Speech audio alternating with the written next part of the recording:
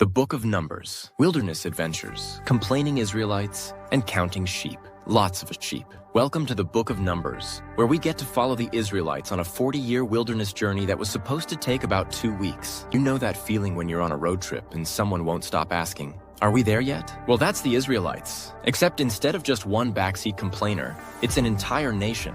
The book is called Numbers because, well, it involves a lot of counting. But don't let that fool you. There's way more drama than your average census. It's a wild ride of miracles, murmuring, and a whole lot of lessons on trusting God, even when things get tough. Let's dive in. Chapter 1, Census Time. Counting the warriors and more warriors. The book kicks off with God telling Moses to take a census of all the fighting men in Israel. Basically, they need to know how many warriors they have because, spoiler alert, they're heading to the promised land and there's going to be some battles. So Moses and Aaron start counting the men from every tribe, and wouldn't you know it, there are a whopping 603,550 of them, not counting women and children. So yeah, the first couple of chapters are a bit like reading through your local phone book. But don't skip it. The census was a way of organizing the nation and making sure everyone knew their place. It's like God's way of saying, you've got a role to play in this big adventure, and I'm keeping track of you. Also, who knew God cared so much about math? Chapter 2, Camping with the Tribes. Because organization is key.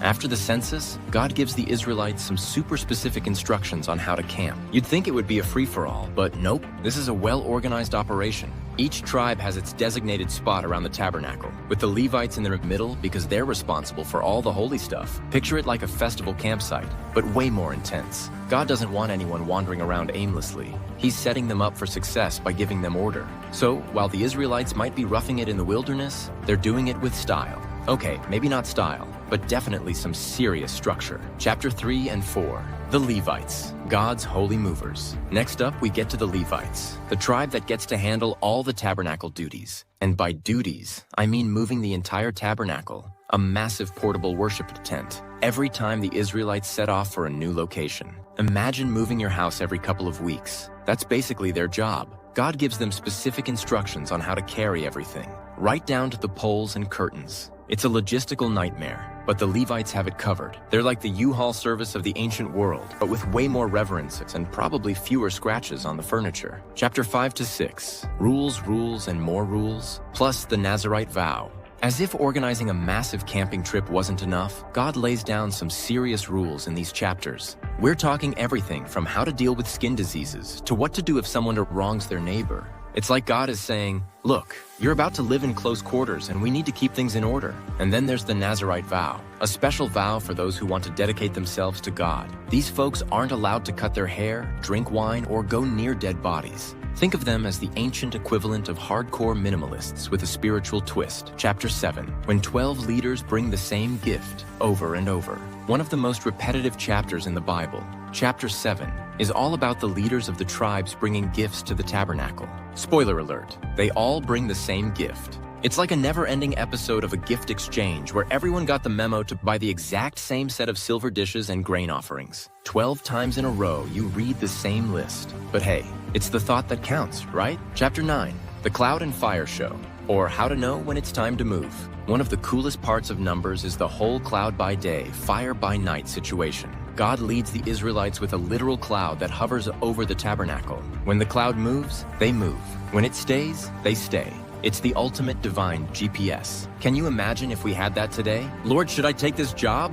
Oh, look, the cloud moved. Guess I'm off to that new gig. It takes all the guesswork out of life decisions. Unless, of course, you're the Israelites, who somehow still manage to complain. More on that in a minute. Chapter 11, complaining about the menu. Bring back the onions. Now, here's where things get interesting. The Israelites start complaining again. This time, it's about the food. Sure, God has been providing them with manna, but they start longing for the good old days back in Egypt where they had fish, cucumbers, melons, leeks, onions, and garlic. Yeah, you heard that right. They're missing the onions. Cue Moses having a total meltdown. He's like, God, why did you make me responsible for these people? They're driving me crazy. Paraphrasing, of course. God's solution? He sends quail. So much quail that it's literally raining birds. Problem solved for now. Chapter 12, Sibling Rivalry. Moses, Aaron, and Miriam edition.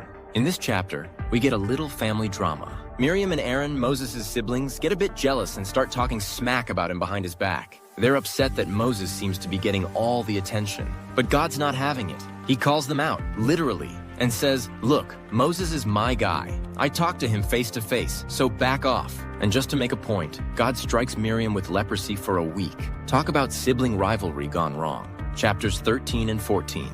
Spy Games, the Promised Land edition. Finally, we get to the big moment. The Israelites are on the verge of entering the Promised Land. So Moses sends 12 spies to check it out. 10 of them come back with reports that it's a land flowing with milk and honey. But there are giants living there, and they're terrified. Only Joshua and Caleb have the guts to say, "We can totally take them down with God's help." Naturally, the people listen to the 10 scaredy cats, freak out, and start crying. They even suggest going back to Egypt. Seriously, guys, after everything, God is not impressed. And because of their lack of faith, the Israelites end up wandering in the wilderness for another 40 years. Yep, they turned a 2-week journey into 4 decades. So in conclusion, Numbers. It's more than just counting. The book of Numbers is about so much more than a census or a long walk through the desert. It's a story of faith, grumbling, leadership, and learning to trust God in the midst of difficult times. It shows us how easily we can lose sight of God's promises when we focus on our immediate circumstances, or lack of garlic. But through it all, God remains faithful, guiding his people with a cloud, feeding them with manna and quail, and reminding them of his covenant. So next time you're feeling like your journey is taking a bit longer than expected, remember the Israelites and keep trusting that God knows the way, even when you don't.